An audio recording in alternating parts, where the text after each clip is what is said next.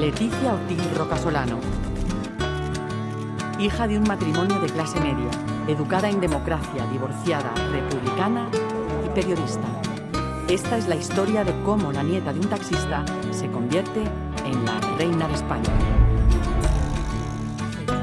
Este sería el primer episodio del libro titulado Leticia y yo de Jaime Peñafiel, en el cual participa Jaime del Burgo. Este libro cuenta con 59 capítulos y un último epílogo. Un libro de 219 páginas que desgranaremos en estos vídeos. Vamos con el episodio número 1.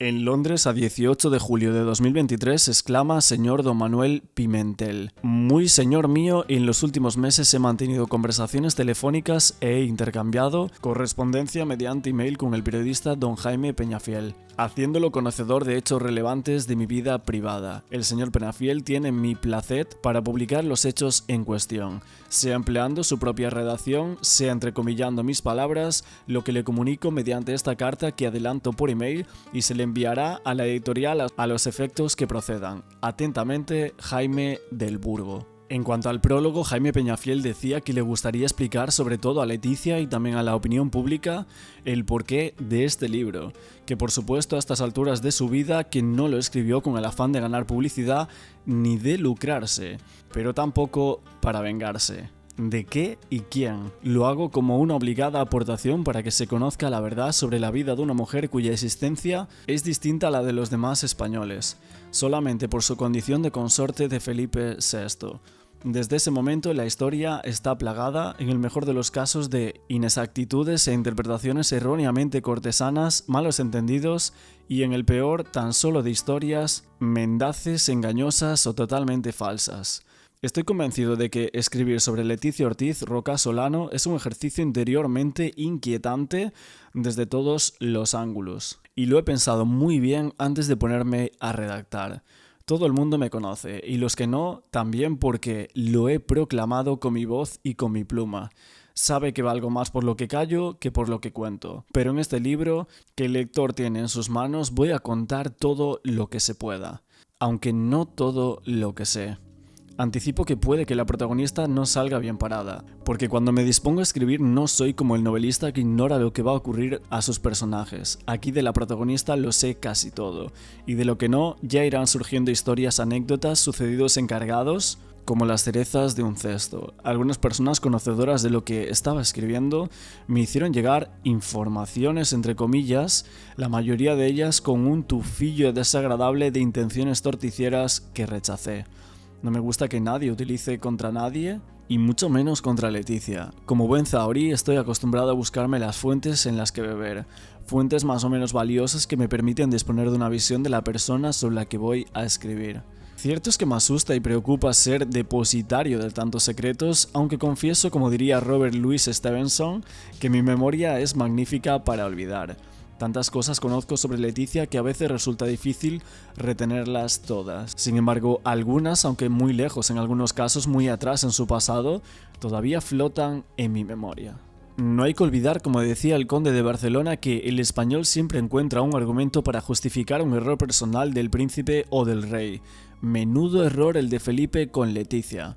Pero es mucho menos generoso con los tropiezos o el pasado de la consorte, que debe ser lo más limpio y honrado posible, porque ese pasado familiar, nieta de taxista comunista y familia republicana, o personal como otros amores o amoríos, otras bodas, otros embarazos, otros abortos, siempre estará presente desde el momento en el que deje de ser una figura privada. Aunque ello no deba suponer la pérdida del derecho a que se respete su intimidad personal y familiar. Sin embargo, la realidad es que esa intimidad, ese derecho dejan de serlo si te conviertes en la persona en la que se ha convertido ella. Desde ese momento, su biografía pasa a ser pública y todo ciudadano tiene derecho a conocerla hasta en los más mínimos detalles. Tal parece que Don Juan hablaba de Leticia que todavía no existía. De todas formas, la verdad de esta historia, como la paja, flota en la superficie de la vida de nuestra protagonista, Leticia Ortiz Rocasolano, sin necesidad de bucear en su intimidad, ya que su vida es pública las 24 horas del día.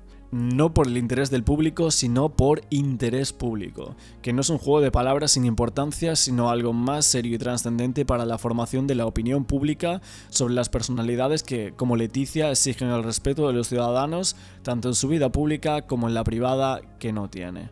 En cuanto a la introducción del libro, Jaime Peñafiel decía que este libro, que el querido lector tendría en sus manos, podría titularse con toda lógica no Leticia y yo, que es como se publicó originalmente, sino Leticia y Jaime. Y es así como titularemos también a lo que sería este vídeo. Por una sencilla razón, protagonistas son, además de la consorte real, Jaime del Burgo, un hombre importante en la existencia vital sentimental de Leticia, y también Jaime Peñafiel, el autor y uno de los que mejor la conoce, o eso cree, hasta el extremo de ser considerado por el personal como un experto en la vida de Leticia Ortiz. Pero los editores han decidido que el título sea Leticia y yo contra toda ética profesional, ya que el periodista, que es lo que soy, nunca debe ser protagonista, sino notario de los hechos del personaje que ocupa la atención de los españoles desde el preciso momento en el que se anunció el nombre de la prometida del entonces príncipe de Asturias y futuro rey de España, desde que se supo el compromiso matrimonial de don Juan Carlos y doña Sofía el 14 de septiembre de 1962. Y es que el mundo había cambiado muchísimo, incluso en el gueto de las familias reales, sobre todo las reinantes, y aunque saben que sus herederos tienen la obligación de casarse, a ser posible con profesionales entre comillas, solo en el caso en el que la elegida suponga un peligro para el futuro de la institución, pueden hacer valer su derecho al veto. Y es aquí cuando llegó el turno al príncipe Felipe. Los hijos de los reyes habían casado con quienes habían querido, aunque en el caso de las infantas supusiera una vulgarización de la monarquía que ese día perdió toda la magia que hasta entonces se le atribuía. ¿Sería lo mismo en el caso del príncipe Felipe? A este respecto, en una ocasión, la reina Sofía expuso lo siguiente: ser rey o reina no se improvisa, el reinado empieza en tal o cual momento, sin embargo, uno viene siendo rey o reina desde antes de nacer, desde que lo concibe su madre. Y ya se inicia toda una educación, todo un depósito de tradición, toda una exigencia, toda una forma de entender que estás en la vida para los demás. Eso, día tras día, va formando como una segunda naturaleza. Y cuando llega el momento, salen resueltos los gestos de la realeza sin que nadie los inspire. Más claro no se podía definir lo que es un rey, lo que es una reina, y algo más trascendental, como debe ser. Con estas palabras no existía la menor duda de que doña Sofía estaba enseñando a su hijo cómo tenía que ser la mujer con la que no solo compartiría su vida, sino también algo más importante, el trono de España. En cierta ocasión preguntaron a doña Sofía si uno de sus hijos quiere casarse con quien no debe, ¿cuál sería su actitud? Primero, convencerlo del error que va a cometer y, si persiste en el error, ayudarlo para el que matrimonio funcione. Peñafiel dice que según su primo David Rocasolano, que la conocía muy bien, Leticia era aplicada, obediente, contradictoria, impenitente, concienzuda y terca, y además muy ambiciosa. Por ello en la tele la apodaban la ambición rubia, ficticia y morticia. También dice de ella que es una mujer de arrolladora personalidad que no permite ni perdona un desliz, una traición, una deslealtad o un descuido, y mucho menos una infidelidad. Es típicamente celosa, habla poco, pero cuando se suelta es un torrente con una madurez intelectual apabullante y una capacidad innata para no expresar sus sentimientos, aunque, a juicio de David Rocasolano, la vida en Zarzuela le ha transformado en una persona más controladora y más cruel. Jaime Peñafiel termina el prólogo diciendo: si el lector se molesta en contar, comprobará que el número de cualidades de Leticia es superior al de los defectos. Capítulo 1 del libro titulado Una llamada desde Guadalajara. A primeros del año 2014, no recuerdo el mes ni el día, recibí en mi casa de Madrid una llamada telefónica de Teresa, una de las amabilísimas y eficaces secretarias de El Mundo, periódico en el que vengo colaborando desde hace más de 20 años. Una señora de Guadalajara, de México, quiere hablar contigo. ¿Te paso la llamada? Tengo por costumbre atender a quien me llama, sobre todo si se identifica. Puede que se trate de una noticia de las que uno se pasa todo el día a la caza y captura. ¿Señor Peñafiel?, preguntó la dama mexicana. Sí, soy yo, dígame. Ante mi pregunta se produjo un silencio. Tuve que insistir. Dígame, ¿con quién hablo? Soy la esposa del director del Siglo XXI, el periódico en el que trabajó Leticia durante su estancia en Guadalajara en el 1995 como reportera del suplemento Tentaciones, puesto que se ganó liándose con el gran jefe, mi marido. Vaya tipa de reina que tiene usted. A lo que Peñafiel respondía: señora, si me llama usted para insultar, le cuelgo. De nuevo un tenso silencio. Posiblemente la señora no esperaba que yo respondiera así a su descalificación de Leticia. Perdone si le he ofendido, pero se lo voy a explicar. Cuando su reina, cuando se refería a ella, lo hacía con mucha retranca. Llegó a Guadalajara en el verano de 1995, tenía 23 años, entró a trabajar en el suplemento Tentaciones del periódico Siglo XXI, o llamado ya Público, que dirigía mi marido, y lo sedujo sin respetar que era un hombre casado y padre de 5 hijos.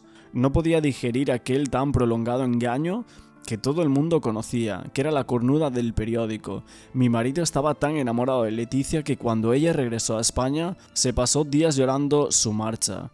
Después decidí pedirle el divorcio. ¿Me equivoqué de amante? Aquella mujer en ningún momento mencionó el nombre de su esposo. Intuí de pronto que podía tratarse de Jorge Cepeda Patterson, ganador del Premio Planeta de 2014, y pensé en la posibilidad de que la señora estuviera refiriéndose a Cepeda, quien fue además director del Siglo XXI desde su fundación en el año 1991 hasta abril del 1997, puesto que siempre se había dicho que este se responsabilizó personalmente de la joven periodista española durante su estancia en Guadalajara. Y así lo reconoció con los años, precisamente durante la rueda de prensa del 16 de octubre del año 2014, posterior al fallo del Premio Planeta que ganó, en la que explicó lo siguiente. En mi etapa de director del Siglo XXI llegó una mujer llamada Leticia Ortiz que comenzó a trabajar con nosotros bastante eficazmente. La ubicamos en la única plaza disponible, la guía del ocio llamada Tentaciones. Trabajaba con tanto ahínco que, después de un par de meses, tuve que llamar al editor del suplemento para informarle que, según había visto, el 80% de las notas estaban firmadas por esta mujer. Por lo que decidí que lo que ella hiciera estuviera firmado con su segundo apellido. Con todo esto, Jaime Peñafiel dice que cuando supo que el director del Siglo XXI había sido el ganador del Premio Planeta y que con tal motivo iba a ofrecer una rueda de prensa en el Hotel Ritz de Madrid, recordó su conversación con la dama mexicana y decidió presentarse no solo para felicitarlo, sino también, sobre todo, para preguntarle sobre su relación sentimental con Leticia. Cuando me vio se dirigió a mí con una expresión de estar encantado de verme.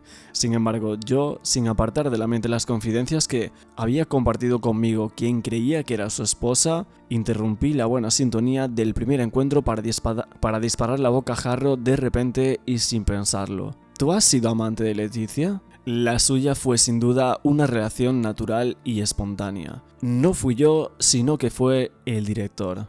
Jaime Peñafiel dice que se sintió desorientado y confuso y que en ese momento no entendía nada. Fui incapaz de pensar de manera clara y rápida como uno normalmente lo hace. ¿Acaso no estaba yo hablando con quien fue director del periódico Siglo XXI en el tiempo en el que Leticia trabajó para dicho medio en Guadalajara, como él mismo había reconocido hacía unos minutos en esa rueda de prensa? Pensé que con la impertinencia de mi pregunta lo había colocado en una situación incómoda. Fue como si en mi interior se hubiera encendido un sofisticado y a la vez primitivo sistema de alarma capaz de señalarme de quién debería alejarme, y me marché lleno de dudas. No de la duda metódica de Descartes, ese método y principio para llegar a una base de conocimiento cierto, desde dónde partir para encontrar la verdad de la historia. Simplemente no entendía nada. Si Jorge Cepeda había sido tan importante para Leticia durante su estancia de un año en Guadalajara, trabajando para ese periódico que él dirigía, ¿qué impedía que ella lo felicitara por tan importantísimo premio literario como era El Planeta, o que él solicitara una audiencia con su antigua y admirada alumna? Motivos había, y muy importantes, tanto si fue su amante como si no lo fue. El Premio Planeta era más que suficiente para recibirlo en audiencia, pero ¿por qué no lo hizo? Capítulo número 2, titulado El amante era otro. Desde aquel día me puse a investigar para encontrar el auténtico amante mexicano de Leticia. El Premio Planeta Cepeda me había dado la pista. fue el director. Recurrí a mis conocidos mexicanos, algunos de ellos del propio Guadalajara. No olvidéis que yo ya había viajado varias veces a México. En una de esas visitas recorrí todo el país en coche, entrando por la costa del Pacífico para salir por la del Atlántico. Incluso residí en diferentes ocasiones en Cuernavaca durante el exilio de Shah y Farah, quienes tras el triunfo de la Revolución Islámica en Irán debieron exiliarse de su país. Jaime Peñafiel se extiende con sus explicaciones con las conexiones mexicanas que él tiene, las cuales dice que le ayudaron a encontrar a quien fue amante de Leticia en Guadalajara, a donde ella había llegado para estudiar posgrado. Para ganarse la vida, que logró trabajar en el periódico Siglo XXI, en el que Jorge Cepeda Patterson era el director y responsable de esa muestra de lo que sería la protagonista durante toda la instancia mexicana. En este periódico descubrió que lo que a ella le interesaba era el periodismo, demostrando ser una mujer inteligente, fría, feminista, republicana, poco religiosa, hiperactiva, luchadora, incansable. Cualidades y defectos, según se mire, que también se pusieron de manifiesto cuando trabajaba en televisión española, donde la tildaron de ambiciosa y calculadora. En abril del año 2004, Erika Roa publicaba en la revista Quién una historia bajo el título de El pasado oculto de Leticia de España, desvelando que el amante mexicano de Leticia se llamaba Luis Miguel González y por ello Jorge Cepeda Patterson llevaba razón cuando me dijo que el amante fue el director. Se refería al director del editorial del diario. Hoy no me cabe la menor duda de que la señora que me llamó a través del mundo fue la exmujer de Luis Miguel, de quien al parecer, y según mis informadores, se separó coincidentemente cuando Leticia regresó a España. Este la amaba y respetaba tanto que, cuando supo que Leticia se casaba con el príncipe Felipe, envió un correo electrónico a todos sus amigos pidiéndoles que bajo ningún motivo hablaran sobre la relación sentimental que había mantenido con ella. Todo un caballero, pero un caballero que no tuvo reparos en enamorarse siendo como era un hombre casado. Fue una relación muy pasional y la pasión te hace olvidar todo. Ella era muy atrevida, tenía esa actitud de quien se permite tocar puertas con poca prudencia y se acercaba a todo lo que llamaba la atención. Era muy ambiciosa y disciplinada. Yo creo que para Leti el haber pasado por este departamento fue una etapa definitoria de su vocación. Regresó al periodismo.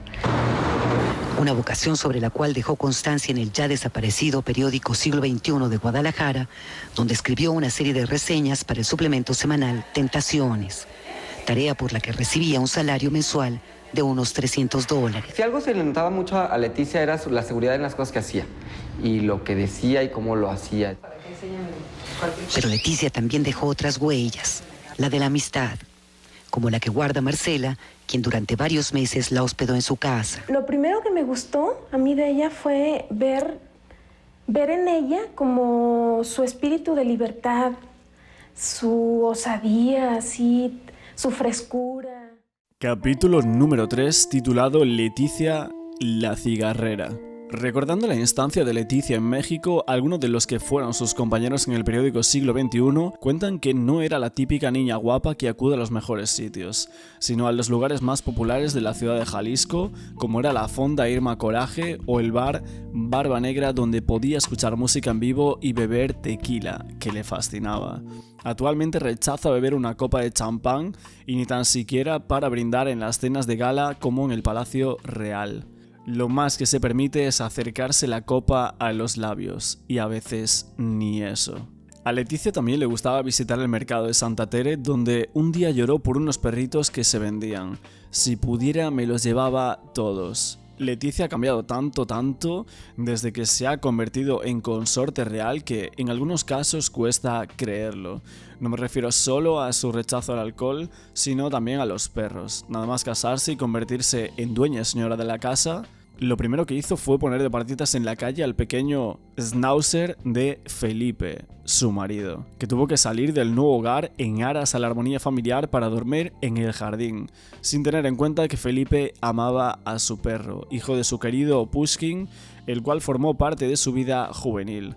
Según los compañeros Carmen Enríquez y Emilio Oliva, don Felipe no llamaba a nadie para que recogiera los vómitos y las caquitas del perro, sino que lo hacía él mismo.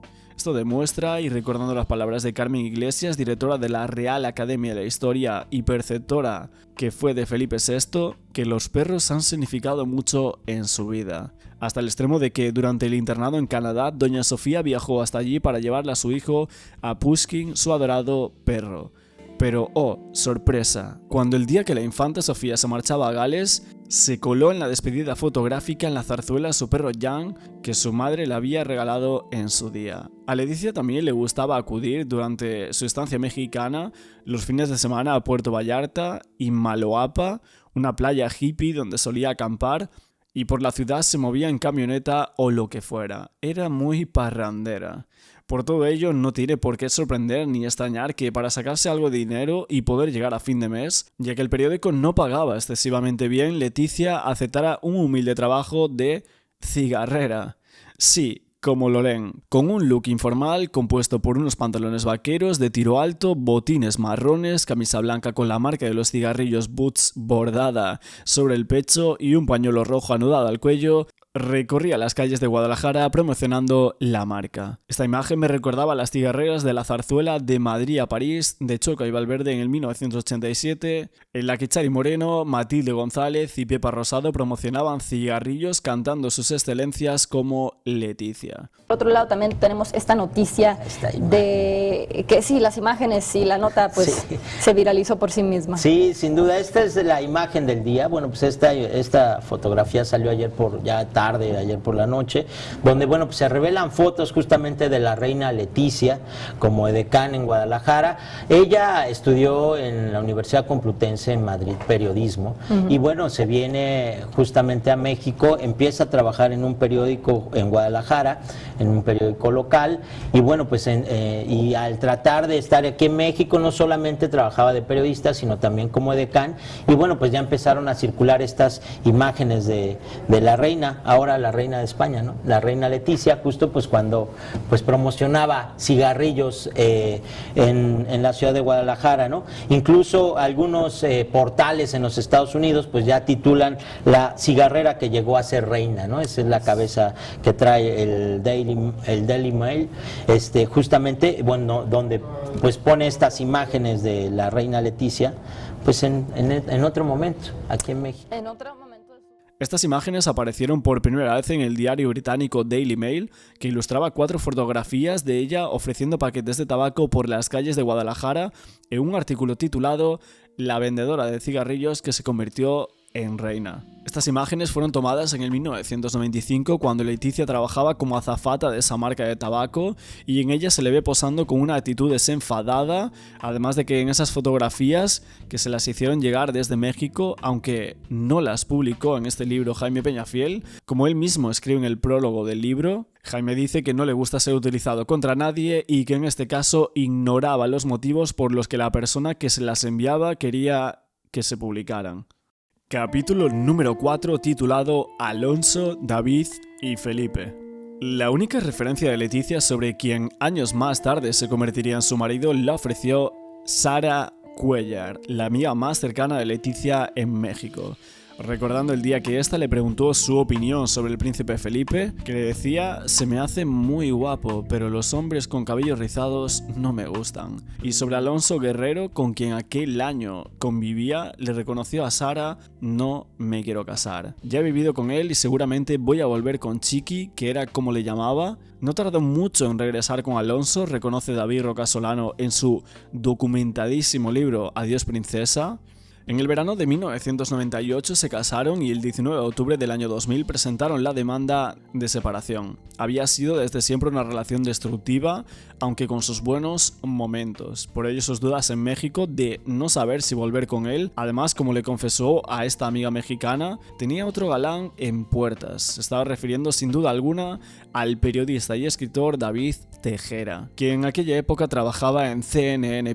Desgraciadamente la opinión pública lo sigue identificando por la relación que mantuvo con Leticia, y de la que no guarda buen recuerdo. Lo grave de esta historia es que cuando ella conoce a Felipe el 17 de octubre del año 2002, durante una cena a la casa de su antiguo compañero Pedro Erquicia, fallecido el 20 de abril del 2018, Leticia no solo mantiene relaciones sentimentales con el gran David Tejera, de 53 años, sino que está embarazada de este. Leticia lo abandona por el príncipe Felipe después de abortar. Por todo ello y mucho más, dijo David Tejera: cuando me preguntan por ella, tengo 3 caminos posibles. El primero, mentir echándole piropos. El segundo, contar la verdad y cargar contra ella. Y el tercero, dejar que la gente saque sus propias conclusiones. Me identifico mucho con él por varios motivos, independientemente de la profesión que nos une. ¿Y qué hacía el príncipe Felipe mientras Leticia se encontraba en México? Aunque os sorprende y os resulta increíble, viviendo su primer amor, aunque ya tenía 21 años. En aquel año de 1995, en la vida sentimental de Leticia aún no había aparecido Felipe,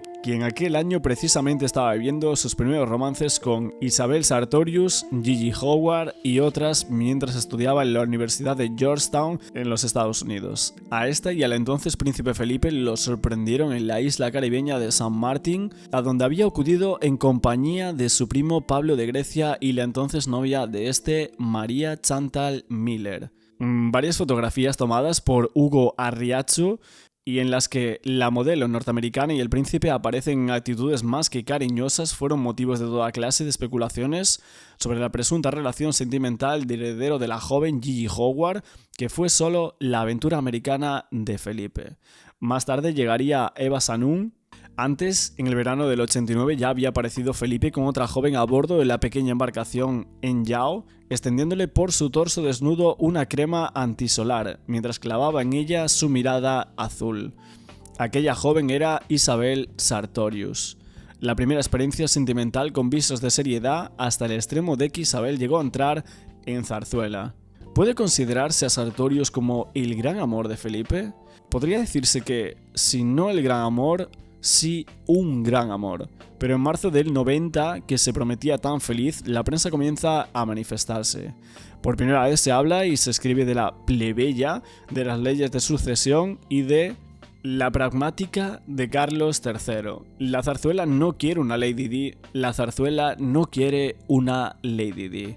Conjura de nobles contra Isabel, y eso que era hija del marqués de Mariño. Luego resultaría que Leticia era nieta de taxista, comunista e hija de una sindicalista de izquierdas. Y de repente, un año y medio después, vuelve a hablarse del presunto noviazgo de Felipe con la princesa Tatiana, hija de los príncipes soberanos de Liechtenstein, la princesa soñada por todos. No hay duda de que se trataba de un modelo de princesa que cualquier casa real gustaría de incorporar por matrimonio del heredero. Felipe y Tatiana compartieron mesa en el año 1995 con motivo de la boda de la infanta Elena con Jaime de Marichalar en Sevilla. Y a propósito de esta noticia, Alfonso Usía recordaba que las palabras que le había oído a don Juan, el conde de Barcelona, sobre el noviazgo de su nieto y que ya hemos citado anteriormente. El príncipe se casará con quien tenga que casarse, lo tiene muy claro, y lo hará por encima de cualquier inclinación eventual, pues desgraciadamente más bien sucedió todo lo contrario. Capítulo número 5, titulado Aparece Leticia.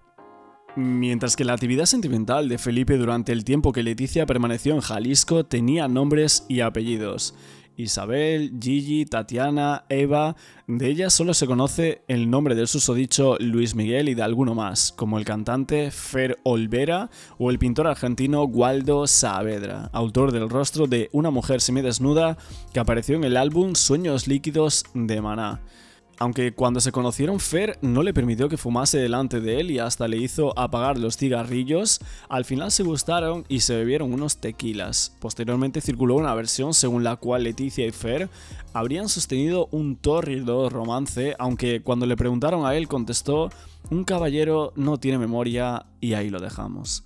Que no nos estás quedando bien esto porque tú estás muy al ataque y yo muy a la defensiva. Te propongo una cosa. Le dije a esta Leticia, vamos al concierto de la Plaza de Toros en Guadalajara y ahí si no te gusta así, pones todo lo que quieras mal, ¿no? Como ya hemos referido anteriormente, cuando Leticia regresa, lo hace para reanudar en principio la convivencia con su compañero Alonso Guerrero, que había quedado interrumpida ante la negativa de él a que Leticia se marchara a México. Aunque mientras Leticia y Alonso fueron novios, ella mantuvo un romance paralelo con Jim Russo cuando era becaria en la agencia F. Según contó el propio Russo, al compañero Antonio Montero, uno de los mejores reporteros españoles que conozco, Leticia y Jean consumaron su relación en el Hotel Holiday Inn de la calle Orense de Madrid y posteriormente en el parador de Almagro. Lo que yo ignoraba, y este lo cuenta, es que mientras se encontraba en México, Leticia viajó a Houston para visitar a Jean Russo. Lógicamente compartieron cama, también fueron a Las Vegas. En el libro que Antonio Montero escribió bajo el título de Paparazzi Confidencial, en el año 2015 relata una anécdota escatológica que retrata a sus protagonistas. En las palabras de Jean Russo decía: Leticia no me dejaba cagar en el baño de la habitación del hotel, tenía que bajar al lobby. Al regreso de Jalisco, Leticia reanudó sus relaciones sentimentales compartiendo el apartamento cerca de F. Ya éramos novios, pero en secreto, todo eso después de México, dice Russo, y también le reconoció al compañero que Leticia era una mujer con un carácter muy explosivo, muy duro, rompiendo cosas y tirando libros y estanterías. Incluso luego continúa su relato contándole que en el transcurso de una discusión en Las Vegas, donde Leticia acudió a visitarlo desde Guadalajara, México, le clavó todas sus uñas en el cuello y añade: me dejó casi inconsciente durante unos segundos, casi me caí al suelo. Ignoro por qué Leticia en aquella época buscaba tan desesperadamente compañía. Resulta difícil aceptar que, al mismo tiempo que mantenía relaciones con Alonso Guerrero y también con Jean Russo, era novia de otro periodista, David Tejera. Cuando lo supe, le pregunté y ella lógicamente lo negó. Mi relación terminó en 1997, le reconoce a Montero. Tener una aventura sentimental con Leticia en aquella época de su vida no salía gratis. Lo experimentó Jean Russo cuando ella, se novia de Felipe, lo telefoneó para advertirle: no me conoces de nada, no me conoces, no me conoces. Esto es muy serio. Y recuerda que no me conoces, atente a las consecuencias. En el 1998, Leticia contrae matrimonio con Alonso Guerrero ante la oposición de algunos miembros de su familia, sobre todo de su padre, Jesús Ortiz. Sin embargo, según Ángela Portero y Paloma García Pelayo, decían que la niña estaba enamorada y dispuesta a luchar a contracorriente. Esta boda de Leticia con su profesor de literatura acabó con el matrimonio de sus padres que, aunque la acompañaron ese día, al siguiente se separaron definitivamente. Capítulo número 6. Aquella primera boda, la breve esposa.